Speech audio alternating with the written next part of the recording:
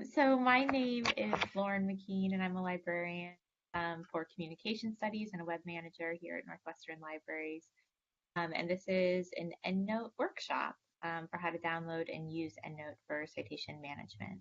And then we also have my colleague here, Tracy, if you wanted to introduce yourself, Tracy.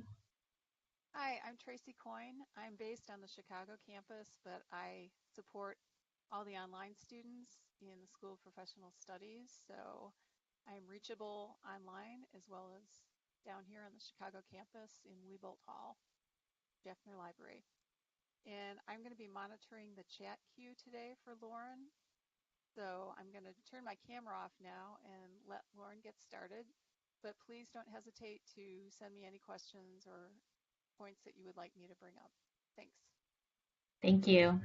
Yeah, so as Tracy said, as I'm demoing EndNote, I won't be able to see any of the chat questions that come in, but I'm happy to answer questions as you have them. So as I go through it, if anything comes up, you could just put a question into chat, and then Tracy will make sure that that I know that you have a question, and then we can stop and answer that. So with that, we will go ahead and get started. So to start, I just want to explain a little bit about what EndNote is. EndNote, let me close that. So EndNote is citation management software. It's a program that you can use to organize all of your citations that you collect as you're doing research. It can help you to create bibliographies and to use your references within the papers that you're writing. It is normally a program that you would have to pay to use, but Northwestern has a site license to it, so you're able to access it as a Northwestern student or faculty member. You can access it for free while you're here. The software is available to download through the Northwestern University Information Technology website, and then the library helps to support EndNote. So we do workshops like this, and then we also have an email address that you can send any issues that you have with EndNote to the email address, and one of the people on the EndNote team, whether it's Tracy or me or one of the other librarians here, can answer your questions. So we have a handy EndNote support guide, and I'm going to show you how to find that. So you can just go to the library's homepage and type in EndNote support.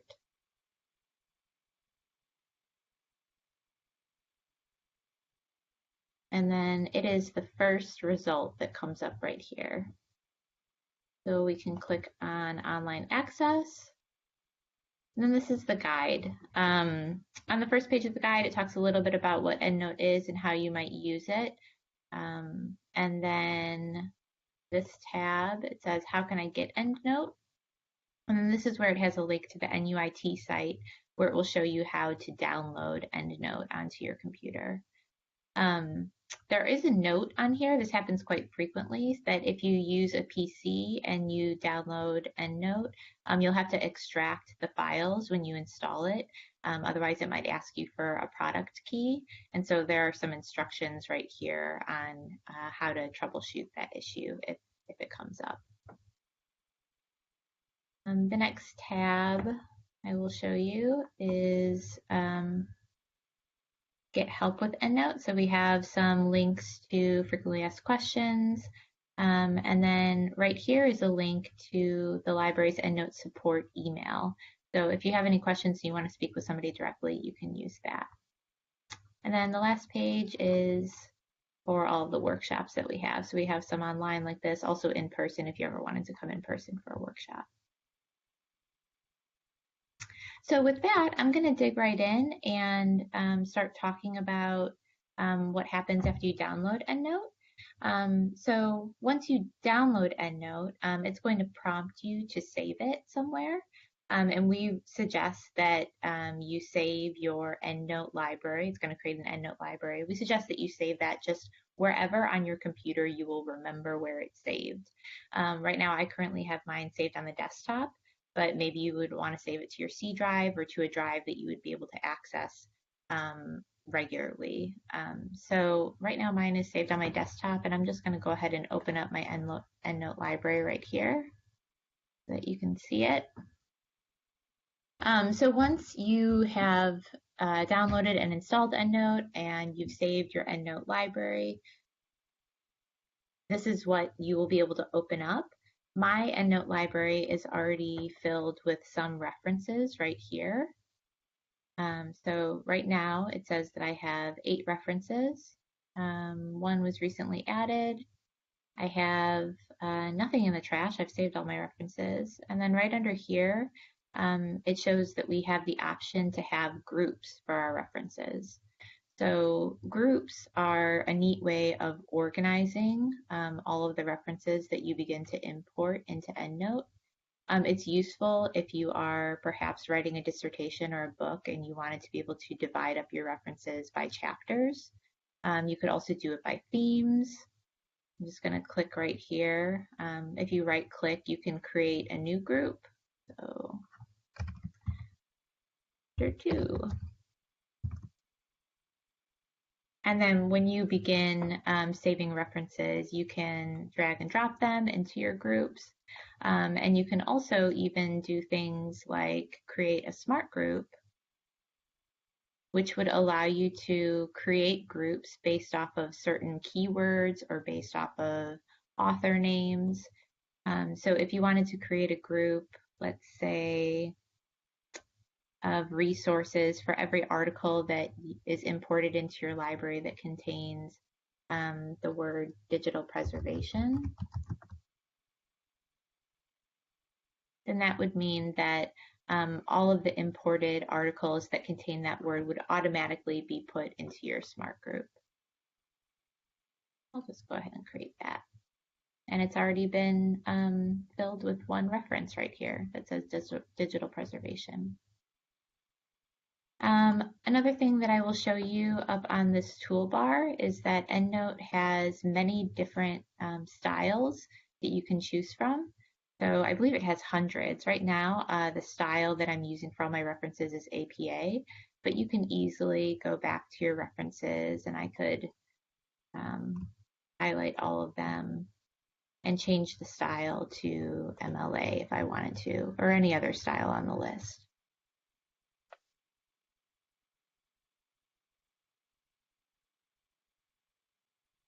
All right, and then one other thing that I'll point out within this window is this section over on the left side that says Find Full Text.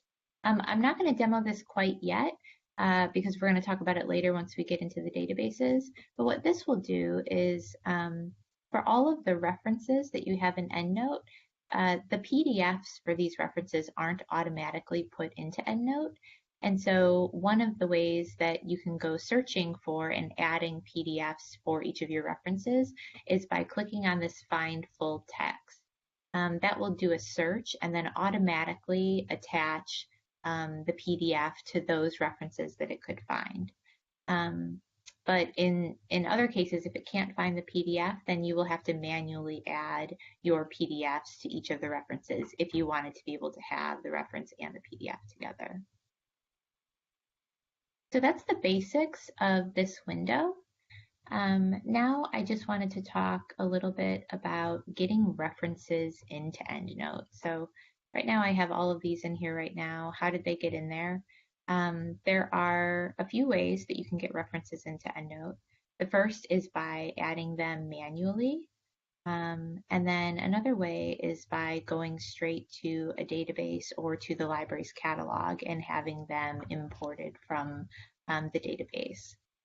So I'm going to show you first how to add a reference manually. There are a couple of ways. You can click on File. Actually right here, References, and then click New Reference. Or you could use one of the icons up here. This is a new reference icon. So I'm going to go ahead and open this up. Now, when you're adding a new reference, it's going to give you a list of types of references that you might want to add. For the most part, you would only need to add a manual reference for things like maybe a performance or a TED Talk or a podcast or something that wouldn't have that you wouldn't find in a database or that you wouldn't be able to automatically create a reference for.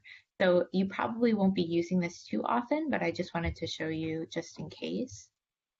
So if you look down at the list, there are lots of different types of references that you can add. And depending on which type you choose, it will give you a different list of relevant fields that you would want to fill out. So it's important that you choose the correct type of reference. So for my example, I'm going to choose a podcast.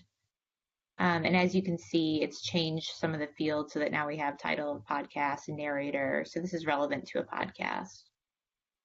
So I'm going to start typing one in. I'm going to say that the author is Terry Gross. The year is 2018. Title of the podcast, so this would be just of the podcast episode, is with John Oliver.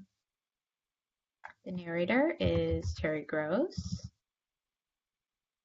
And you'll notice that I'm entering in the author and the narrator's name as last name, comma, first name. That is the way to keep it alphabetical in your list of references. Title of the show is called Fresh Air. Published is Philadelphia. WHYY. So most of the time with the reference types that you choose, you're going to see lots and lots of different fields, and you don't necessarily have to fill them all out. So I'm not going to fill out version because I don't have a version type. I'm going to keep on scrolling down. So I'm going to scroll down all the way to this section because I want to point out that there is a field here called Research Notes. So for all references, whether it be one that you enter manually or ones that come straight from a database, there's a field called Research Notes, and you can use that to write your own personal notes on that resource. So if it's something that you're going to be sharing with somebody and you wanted to let them know how that resource was relevant to you, or if you had notes just after reading it, you can add them here. It allows for up to 16 pages of notes, which is a lot. So you can take advantage of that. And I'll note that the two sections, although they're similarly named, notes and research notes, notes is going to be something that may be filled by a database if you're importing references from a database. So research notes is the one that you can use for your personal notes. Okay, so after you have entered in all of the information that you wanted to add, I'm going to go ahead and add a URL too. We'll just do www.npr.com. I'm not sure that that's right, but we'll leave it at that. NPR. All right, and then after you're finished, you can click File and Save.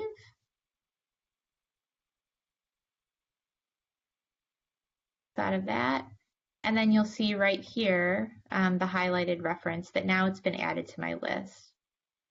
And then over on the right side, you can see this is the formatted preview of the reference that I added.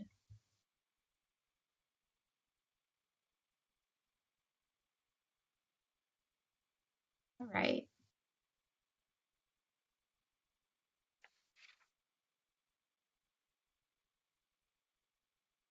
Okay, one more thing that I wanted to show you is that you can configure your citations. So if you wanted to highlight them and you wanted to go to Edit and Preferences, there are some EndNote preferences that you can change. So right now, all of my references are in sort of a small font. So if I wanted to go up to Display Fonts and make it a little bit bigger,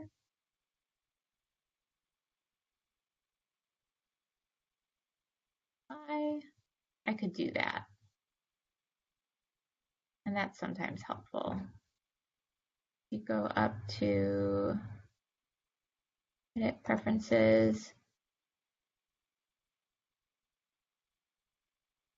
click on sync, I just wanted to point this out that you can also put in, while this is the desktop version of EndNote, there's also an online web version of EndNote. So you can enable a sync between your desktop version of EndNote with your online version, so that if you're ever not able to be at your home computer and have your EndNote library available to you, say if you're traveling and you were only using EndNote online, you could sync your two libraries so that the same information is in both of those. So this is the way that you could put in your email address and password in order to sync. I'm going to close that. Okay, so now that we've gone through some of the features of EndNote, I want to show you how to import references from a database and from the library catalog. So I'm going to go to the library's homepage.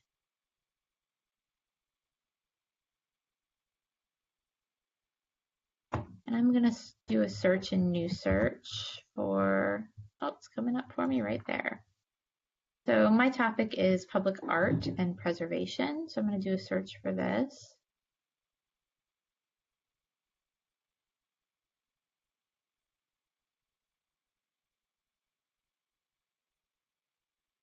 So from this page, I have 4,900 results. I'm not going to narrow it down. I'm just going to say that, you know, these top few results, these all look pretty relevant to my topic. So if you wanted to begin to add these items into your EndNote library, you can do it either individually, or you could add multiple items at a time if you had multiple that you wanted to add. I'm going to click on this top one.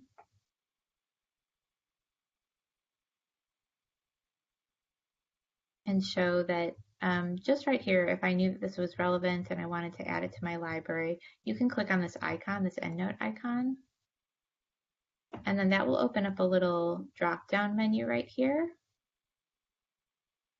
So you open up the drop-down menu and you choose this last one, which is UTF-8. Click download. From there, it may prompt you to open with EndNote. You can click OK. And then it imports the reference right there. So we highlight it and we can see that this is the reference right here, formatted in APA. And it's also been added right here. It's a duplicate. It's also been added to our list of all references. I'm going to go back.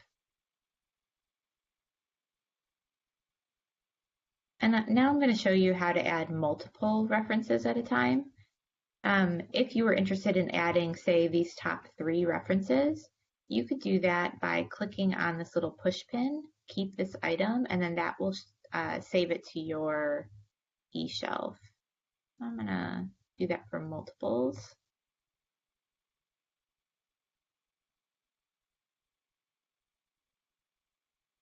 Go to my favorites. So now we have the 3 that I added into my favorites. Now, let me point out that if you're not signed in to your account and you're clicking on the push pin, it's not going to save them to your account. It's only going to save them for this session. So if you want to save these to your favorites within your account, you should sign into your account and use your NetID and password to do that. But if I'm just saving it for this session, then it's fine not to sign in. And so now I have these 3 right here. I'm going to select them. And then you can click these 3 dots and click EndNote right there. The encoding is UTF-8. And then you can click download. And so now it's imported those 3. Now I have 13 references.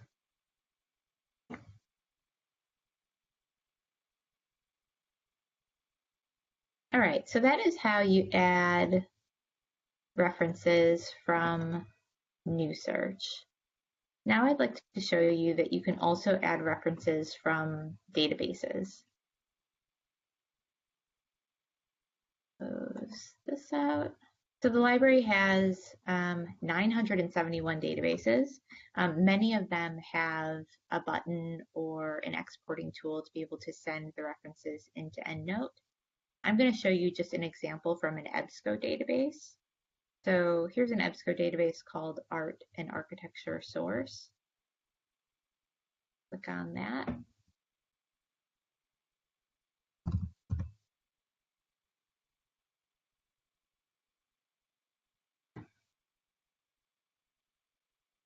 And I'm going to do the same search.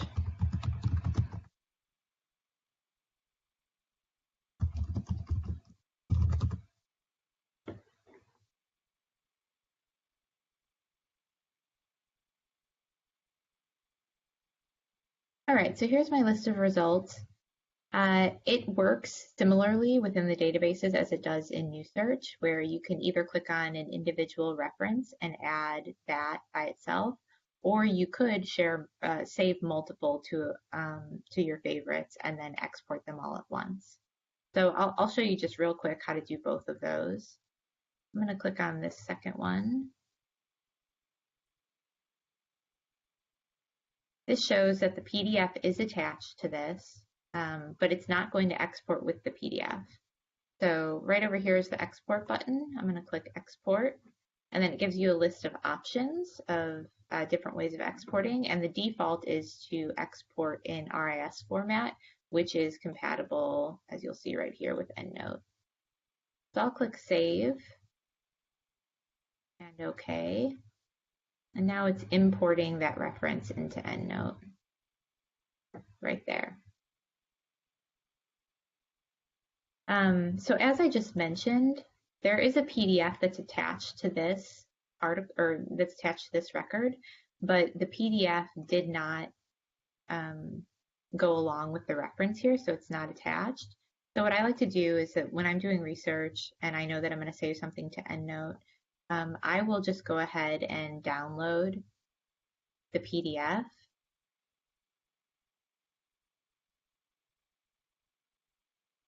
I'm going to save it into, I already have a folder that I'm using for all of my PDFs. So I'm just going to save this one. I'll call it, what's the author's name? Grossman. I'm going to call it Grossman.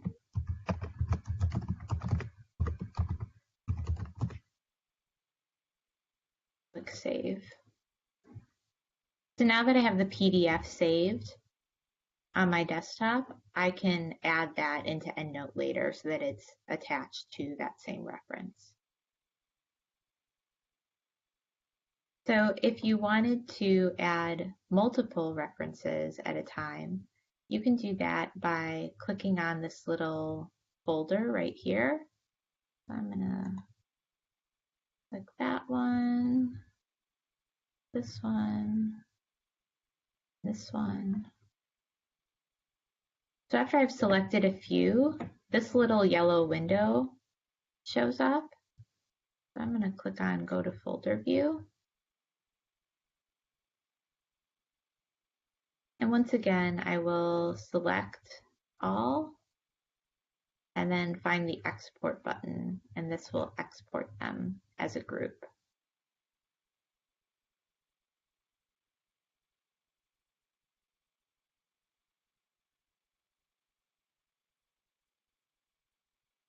And there they all are. So now here's my list of references that I have so far. If your list ends up getting pretty long, that's when you can start utilizing this search library from within EndNote. If you're ever looking for something, you can search within this database here. Back. So I'll pause here just for a second to see if there are any questions. I know I'm sort of flying through it. Lauren, there's a question. Okay. Can you import a reference from an article that you have saved on your laptop in PDF form? Can you import a reference from an article? Okay, so are you saying that you just have the article in PDF form, but you don't have the reference? Yes. Okay. In some cases, you can. There is something called a DOI, which is a digital object identifier, and it's embedded within some PDFs. And the digital object identifier, if you imported that into EndNote, if you imported the PDF that has the DOI on it into EndNote, then EndNote could read that and automatically generate the citation. But in some cases, a PDF doesn't have the DOI attached to it. So in that case, you would need to either manually enter the reference information and then add in the PDF and attach it to the reference information, or you could potentially find that that article that you were looking for in one of the databases and export it that way. Does that answer your question? Yes. Okay, Thanks. good. Yeah. Alrighty.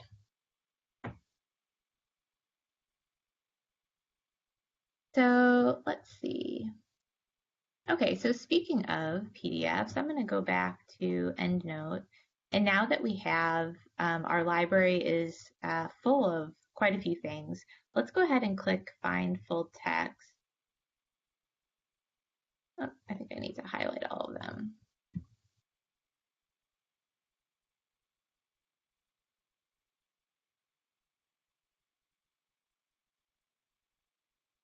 Full text.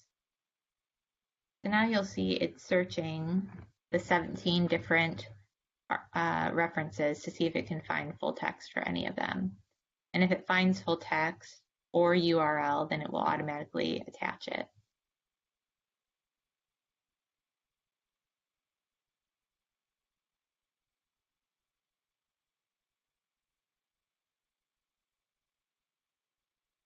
All right, so it looks like it will show you that it, oh, it's still adding some. This is good. We have 3. Is that it? That might be it. So you can tell which ones have a PDF attached to them by the little safety, or that's not a safety pin, paper clip right here next to it. And so if I click on this reference right here, here's the preview of the citation, and then right here it shows that the PDF is attached. So even from here, you could print or email it. It's 7 pages long. And it's the same for this one and this one, but that was 3 out of 17. And so if I wanted to have the PDF attached to all of these, then I would need to do it manually with all of the PDFs that are saved on my desktop. So I'm going to show you right now how to do that. Let's see which one we would like to add.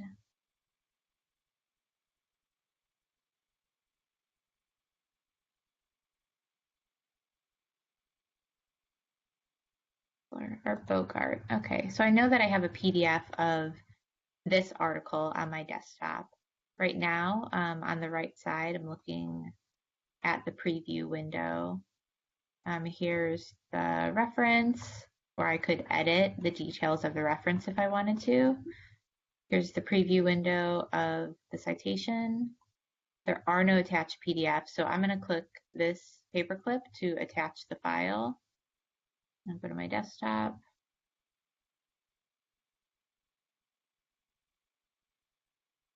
It's Bogart that I'm looking for, and then I click open, and there it is right there.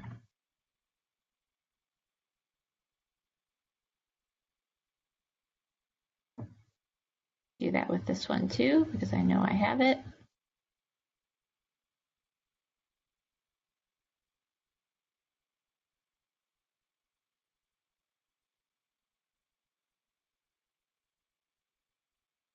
All right, and then after I make all those changes, I am going to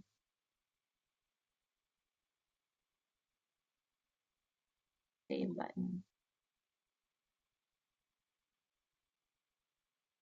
Click save right there. So it's very important to make sure that you back everything up and that you save your EndNote library as often as possible.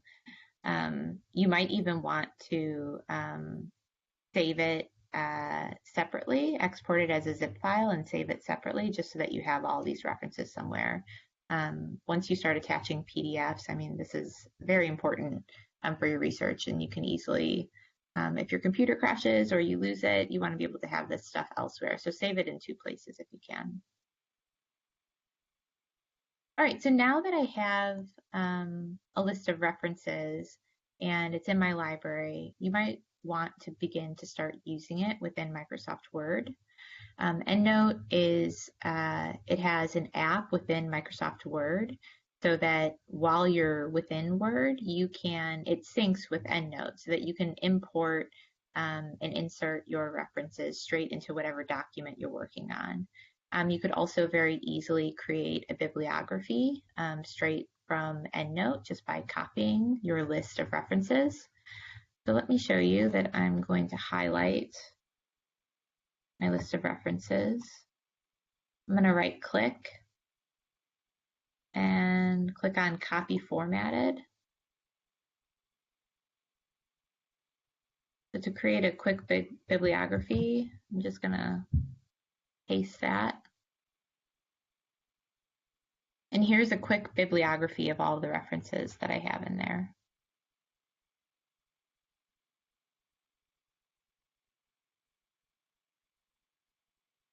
If you were writing something and you wanted to be able to insert references straight from Microsoft Word, you can easily do that.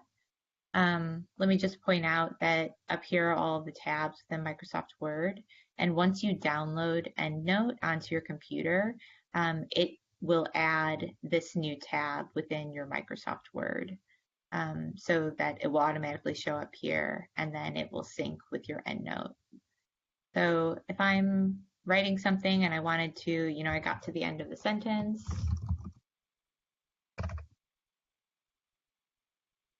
and I wanted to put in a reference, a citation, let me click Insert Citation, and then you can click Insert here.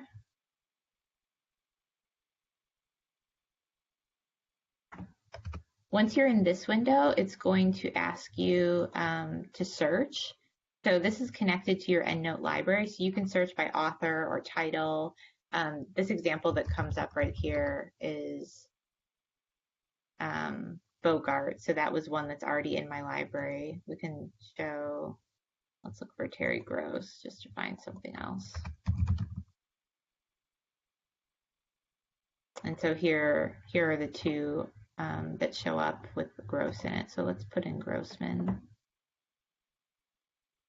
From this window, before you insert, you can use the little drop-down menu, and you have the option to edit the citation before you even insert it.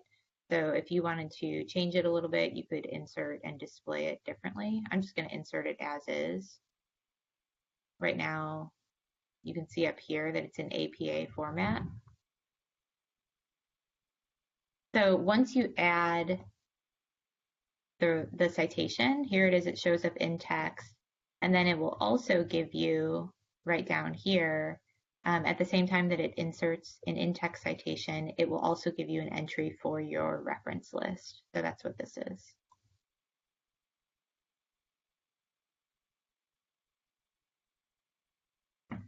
If you wanted to edit your citation after you've already put it into the body of your paper, you can do that. You can just highlight it and then click Edit and Manage Citation. Let's say I wanted to refer to a specific page. I could put in the page numbers and then click OK.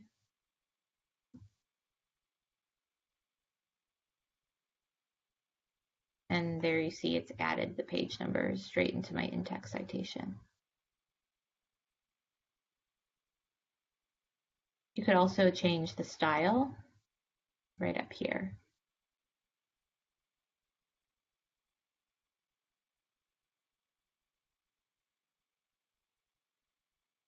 Are there any questions about using EndNote within Word?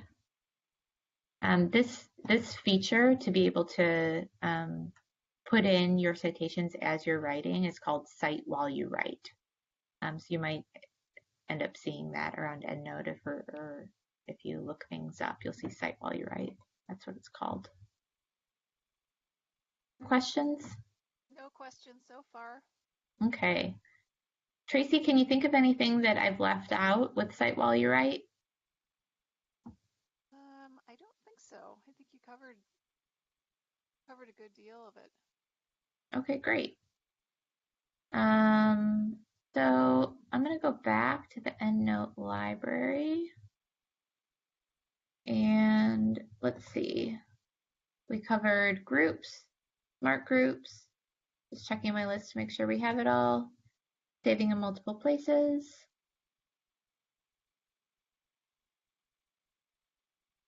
All right. So that was what I wanted to cover for EndNote. EndNote is super powerful and there are lots of more features that you can use with it. I want to point out again that we have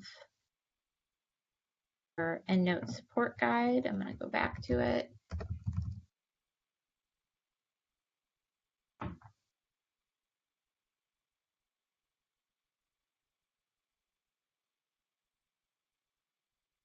And this is full of instructions, tips and tricks. And then, of course, if you have any questions at all as you're using EndNote, you can contact us via email or just stop by the desk in the library. Or if you're down at Schaffner, you can also stop by the desk down there and ask us. So that is all. If there are no questions, then thank you for attending. Any final questions, anyone? Nope. Okay. All right. Thank you so much. Thank you. I guess we can stop the recording now. Okay.